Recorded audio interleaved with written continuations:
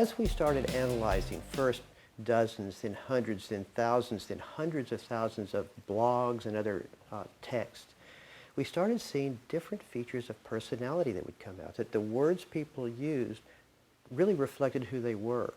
And one of the most striking and now to me obvious was the differences between men and women. In a sense, I think we all have a belief that men and women talk in certain ways. But it turns out most beliefs that people have are completely wrong. So if I asked you, who uses the following words more, men or women? The word I, or I, me, and my. Articles, a, an, and thee. Emotion words. First person plural, we, us, and our. Now, if you're sitting there thinking, you're going to say, well, it's obvious. Men use I more, women use we more, women use more emotion words, and articles, I'll make a guess there, let's say women. Well, if you did that, almost everybody would make those guesses. You were wrong on all four counts. Don't feel bad, because I made those same mistakes myself. But as we've gone through, we find across the board, women use the word I more than men do. We, us, and our, ironically, there's no difference. We is a complicated word. So for example, we, there are kind of two we's. There's the we, you and me together, we really care about each other. But there's also this we of,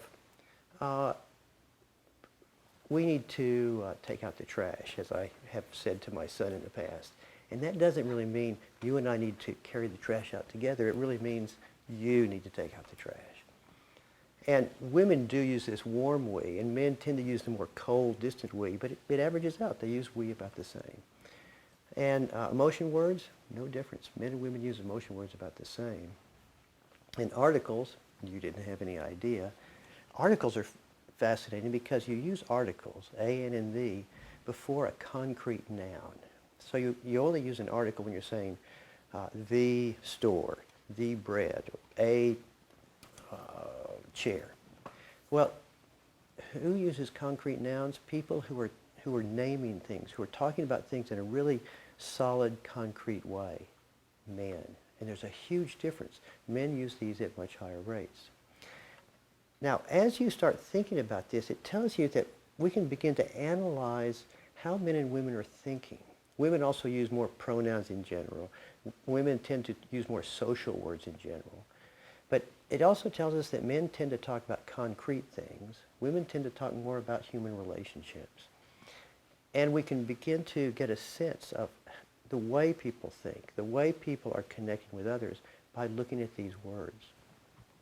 Now, we've also been able to stand back and look at other kind of personality variables. So we can look at self-esteem or confidence.